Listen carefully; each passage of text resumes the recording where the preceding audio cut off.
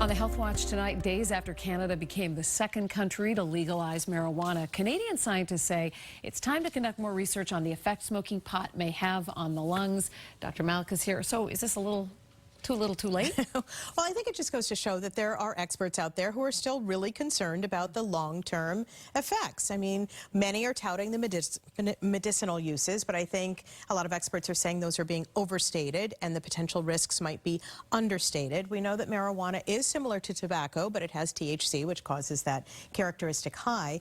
But there have been some studies to suggest that smoking marijuana can cause inflammation in the lungs, can lead to bronchitis. But what about long-term use? Can it lead to lung cancer? Can it cause COPD or chronic lung disease? And the answer is we don't really know. So they're saying now that it's been legalized in Canada and now that there's greater worldwide use of it, that we really do need to have some large-scale studies with animals and humans to try to figure out what those long-term risks are. So that people can make choices based on that information. Exactly. All right, well, this is interesting. If you always know where you leave your keys, you may have a keen sense of smell.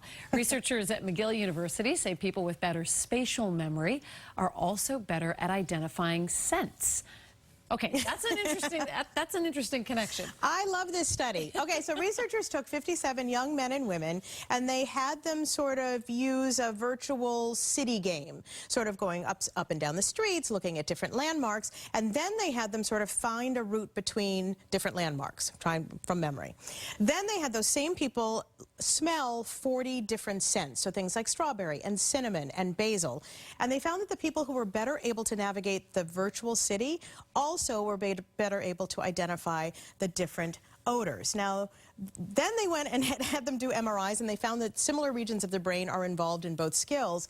And the theory is that in prehistoric times, animals and humans had to rely on their sense of smell and their sense of spatial orientation to find food and to avoid predators, and that these two skills have evolved together, and that's why they're located in the same region of the brain. I'm very good with scents and really bad with my keys, so I don't know what that means. And you're working on a story for our newscast tonight at 11. I am. It's actually part of our Boston Next series, and it's about a Hopkinton teenager who has inspired a medical breakthrough.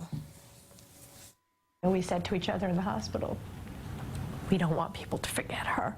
And so this device, it will be her legacy. So the legacy of Abby Benford and the device that could potentially detect and instantly treat an allergic reaction. A sad story, but what will probably be a very happy ending. And critically important to so many families whose kids have allergies. Exactly. Excellent. Doctor, thank you. You're Look forward to welcome. that. Liam? Lisa and Mallika, thank you. Prosecutors